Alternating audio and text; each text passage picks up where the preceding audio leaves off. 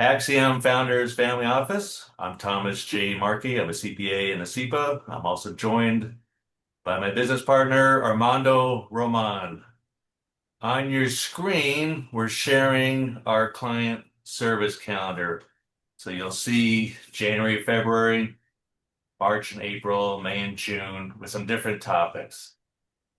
The object of this was to be proactive with our clients. So they're busy folks, but we want to be readily available to talk with them on numerous subjects. And in August, you can see goal assessment. So that's going to be today's videos. We're going to talk about the master list of goals that we send out. But I thought it'd be first good to talk about our process.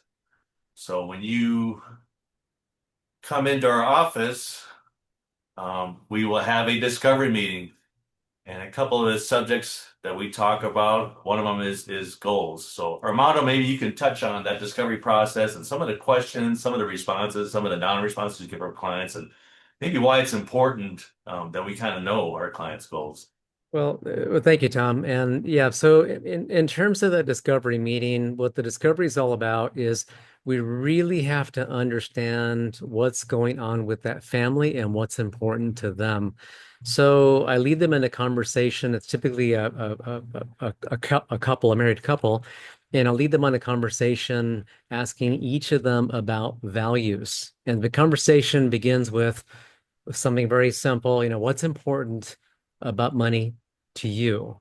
And they'll say security. Okay, what's important about security to you? So we go up this whole values ladder, and we get to a point where the couple is hearing each other for the first time talk about what is most important to them. And literally always in those conversations, one of the spouses will look at the other and say, I didn't know that about you.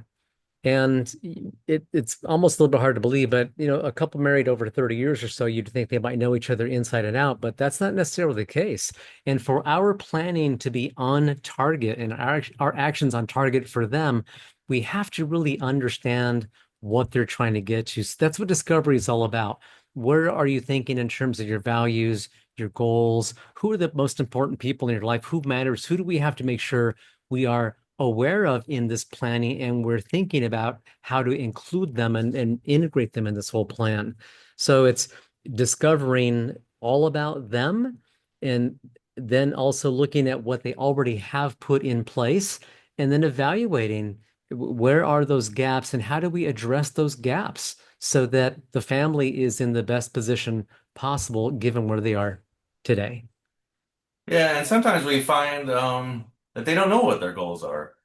Oftentimes, our clients are busy people. They've got kids, maybe in college. They've got elderly parents, and they might be running a business and several entities. So we always want to be planting the seeds with, what are your goals? And then this checklist that we're going to go over here is sent out once a year to our clients because as we've realized, as people progress through life, a lot of times their goals change. Um, so Armando, let's kind of go over our checklist here. Can you see the checklist on the Yep, screen? got it right there. Yep. Yeah. So back to when we sit down with our clients, one of the biggest topics is retirement.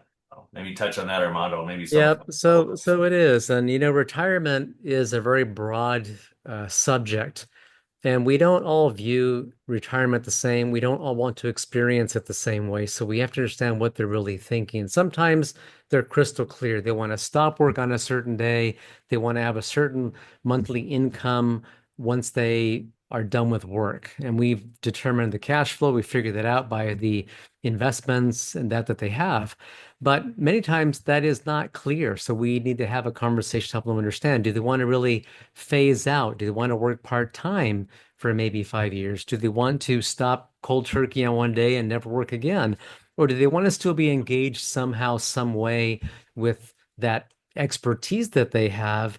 Because if you think about it, if you spend 40 years gaining a certain expertise, that's pretty valuable. Would it make sense maybe to think about working part-time or being a consultant part-time to still keep you engaged so that you can still have meaning and add value to other people's lives and other people's businesses because you can. So retirement can mean many things to different people. And our primary job at this point is to understand what does it mean to them, given who they are and how they want to live going forward.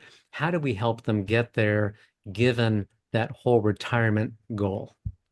I'll touch on this one right here. This is a big one right here. Do you want to feel confident about your retirement income sources? So what we see with a lot of our clients and just folks in general is they understand that they've got these assets on their balance sheet, but what they often don't know is how much income that's going to produce once they sell the business or once they decide to retire, etc.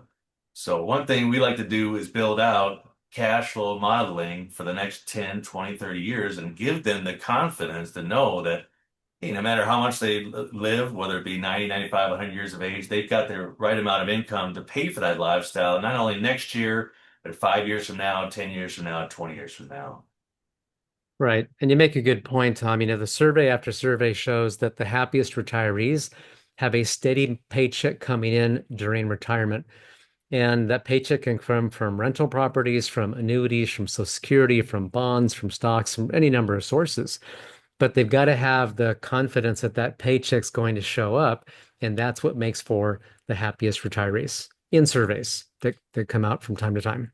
Yeah, no doubt about that. So next section is family goals. Armando, why do we want to know about other family members? Why is that important? Well, sometimes the our client is taking care of a parent who is maybe 90 years old.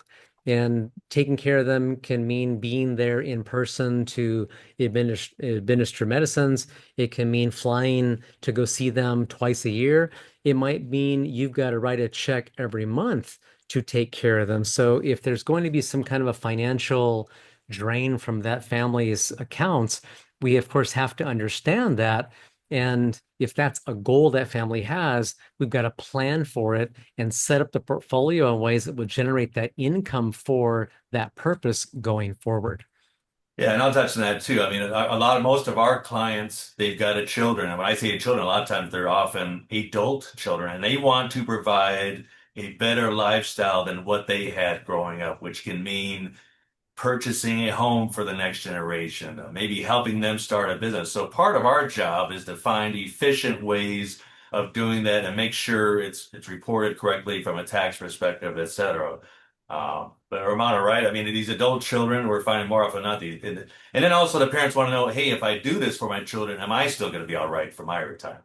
Well, right. And so we have to help them navigate that, because yes, the our clients have been typically the first ones in their family to really make some significant wealth. And significant is very arbitrary. Does that mean you've got a net worth of 3 million or 100 million? Well, yes, the answer is yes. Somewhere in that range is what's going to be, wealth. And no matter what that level of wealth is, we're helping them make the best use of that, put that in the right places. And yes, they always want to somehow, some way take care of the adult kids and or the grandkids or both. And so understanding what they have and then making that happen as best as possible is part of what we have to do to help them reach those goals they've said are important to them. Yeah. Next section is self-development, professional goals. One of the things that gets me excited about working at this family office is we work with incredible clients, and we're not a transactional firm. We really care about our folks, and they're usually go-getters. So what they usually want to keep going as far as educating themselves or maybe possibly starting a new business. So we want to get behind it as best we can. Do we have available resources that we can share with them that help them accomplish those kind of goals? Right. Any Right. thoughts on that, or you want to Yeah, add? they don't just want to go watch the grass grow or play golf for the next, every day for the next 30 years. That's not typically what they're looking to do. Instead, looking at giving back. And how do they give back? Is it through hands-on charity work? Is it through some donor advised fund? Or is it just taking their expertise and having one-on-one conversations with high school kids? So the whole professional development for them is they've come to a place where they realize they have a lot that they've developed over the years, and they don't want that to go stale. So they've got to keep that active, but then they want to share it and have other people benefit from their expertise and their life experiences. Yeah, yeah. So next section, asset and debt goals. One question here, like, do you want to reduce the risk of market volatility on your investments? You want to increase the rate of return on your investments. So we always make cognizant of their money. We take great pride in managing a lot of our clients' money, and are we managing it appropriately? Well, we need to stay on top of, hey, what are your goals? I mean, our clients, they get influenced by TV, they get influenced by their neighbors, they get influenced by their people in their church, and they come to us with a lot of different questions, concerns. And it always comes back to those goals, as Armando mentioned earlier. What are they trying to accomplish? And we kind of have to reel them in, and then we put them in the appropriate investments that are going to help accomplish those goals. Right, right, exactly. And goals change over time. Sometimes, well, not sometimes, we all will die at some point, and one spouse typically goes before the other. So the goals when there was a married couple together suddenly change once one spouse is now gone. Different goals. And a new grandbaby comes along. Well, the goals change again. So we've got to make sure we're talking with them, with the family, so that we understand what has changed in their family situation, which could change the goals that they might have had before. Right.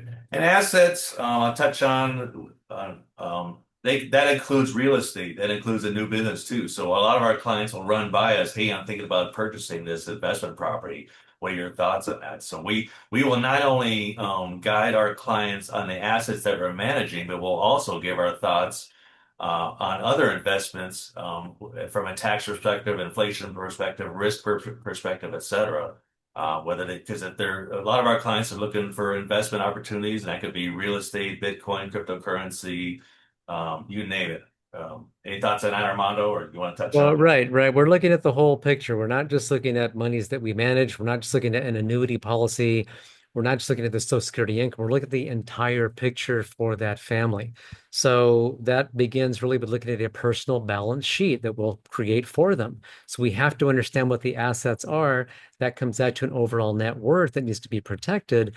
And then that also generates the income that they're going to have going forward as well. So the asset and debt goals that are important to them, we've got to be aware of that balance sheet and how it can be used. Do we do a Roth conversion because the tax rates are better now than they were yesterday? Well, maybe.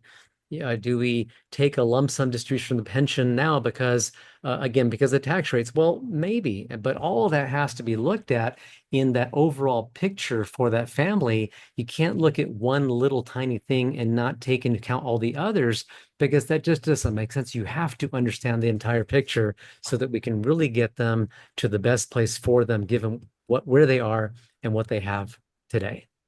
Yeah. Got some lifestyle goals questions here. Do you want to plan a large vacation now in the future? Buy or lease a vehicle? Significant home improvements, major purchases, purchase a second home? Why is this important? Well, the sooner we know this, the sooner we can start planning for this. Exactly. They have the appropriate amount of cash. And then what does that mean? It does uh, building a custom home, is that $5 million or is that $20 million? And how are you going to pay for it, finance it, and any tax consequences of that? So our job is to find efficiencies, help you get those goals accomplished in the most efficient manner with the least amount of risk. So the sooner we know that you've got some of these goals, the sooner we can start rolling up our sleeves and get the work. Well, exactly, exactly. And lifestyle changes. You'll hear many people say that your income's going to drop in retirement, so just plan on that. Well, is that necessarily true? Well, for some, yes, but not for everybody. So it's understanding all along the way throughout that whole life cycle of that family, what is the income? What do you expect to be? Will there be an inheritance at some point? Will there be maybe a life insurance policy paying? What big expenses will be coming up? Because all that translates into a net cash amount that's required to fund whatever they're trying to fund. And so from a planning perspective, and planning is the key word, planning perspective, we have to understand that picture in its entirety so that we can really help them make the best decisions for them. How about this one on here? Tax planning goals. Holy cow. Well, tax A planning, big, that's beautiful bill passed recently. A lot of our clients are asking about but it's always front and center in our firm, right? It's a big topic. well, absolutely. And both of us having the CPA experience as part of our background, taxes are a little bit more I should say much more relevant to us and what we do, because we've been the tax preparers before. We've been the tax planners before in that public accounting world, and we're not in that world today. But having had that experience, when we talk with a family that is paying the highest tax rates, that experience is extremely relevant to them. So it's important that we understand various tax strategies from a charitable giving perspective, from retirement planning, from qualified plans that can be used to help fund retirement. All those different strategies available need to be understood and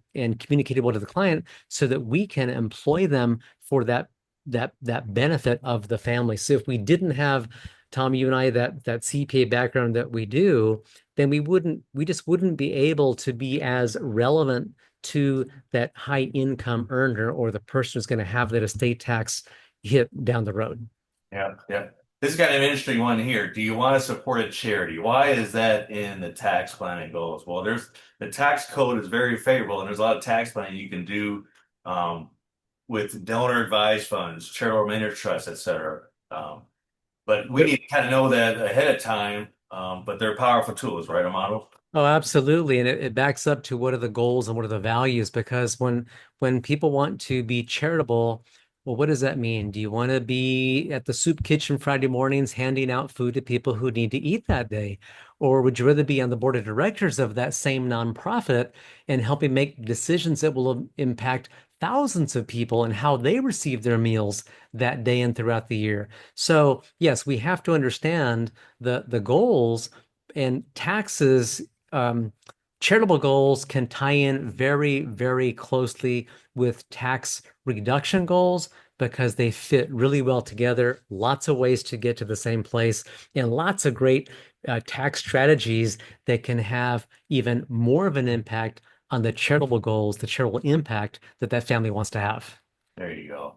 Next section is healthcare goals. Man, holy cow, we're seeing healthcare expenses, long-term care expenses go through the roof. The inflation and stuff is unbelievable.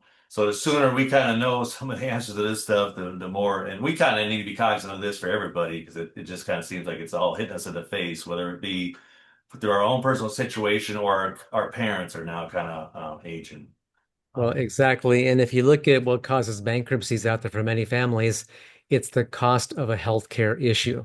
So having insurance, health insurance is just critical to help minimize the risk of having that happen to a family. So we've Yeah, really got to understand what those goals are, what they have for insurance, for long-term care, for health insurance, and even disability and that, because all of that is going to dip into the family net worth if there isn't insurance to cover it, if the assets are not protected adequately through trusts and LLCs.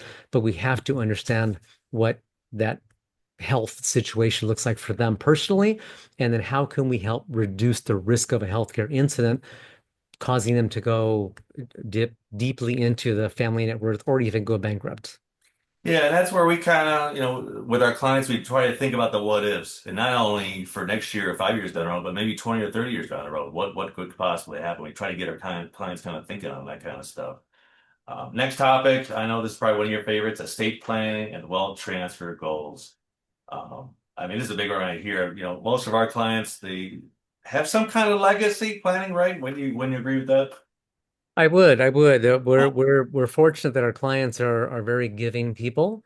And when I say that, I'm not thinking of a specific dollar amount, but just in general, they feel like they've been blessed throughout their life, and they feel that their responsibility, obligation is to share that within their immediate family and with extended family and with the community at large. So we help them figure out how to do that. And estate planning is so important for everybody. And when there are gifts that want to be made or ways that you might want to benefit an adult child without spoiling that child, or ways that you want to benefit the grandkids, all that has to go into the wealth transfer and estate planning part of our conversations, because there are lots of ways to get to the same place. And what might be the right place for me might not be the right place for somebody else. So we've got to come back to that family in that very, very first meeting we have with them. during the discovery, when we ask those key questions, we constantly revisit that discovery meeting because that drives all of the planning that we do for them in all aspects of their lives. Yeah, and death is not a fun subject. We're very aware of that. But Armando, maybe touch on if you don't do this planning. Maybe you're kind of dealing with a situation right now where the Well, planning right. wasn't done ahead of time. Right. So, right, death is inevitable. No one's going to live forever. Nobody gets out alive. So it is going to happen. And the best way to be prepared for that is to plan ahead. And when I'm talking about planning, I will often, when people ask me, for example, how much life insurance should I have? My answer is always the same. And for a married couple, I'll say, well, let's assume that you die today. How do you want to leave your spouse? Do you want to leave the spouse with a mortgage? Do you want to leave them with a car payment? Do you want to leave the kids with money enough to fund for college? So the death is inevitable, and those who ignore that part of our life cycle leave their family in a situation where it's bad enough that they've lost this person they love. Now they have to go through and talk with the lawyer and the tax CPA, sometimes fight with the courts, sometimes fight with the ex-business partner, sometimes fight with the people who are now living in the rental house. And those fights can be avoided and or minimized by planning ahead. And nobody really wants to leave their family in a bad situation. Nobody would consciously say, yeah, I want to leave them in a bad situation. Nobody does that. And yet people do that day in, day out, because they haven't done this planning that has to get done. Yeah. So, all right. So that's our master list of goals. All right. Thank you. Yep. Good information. And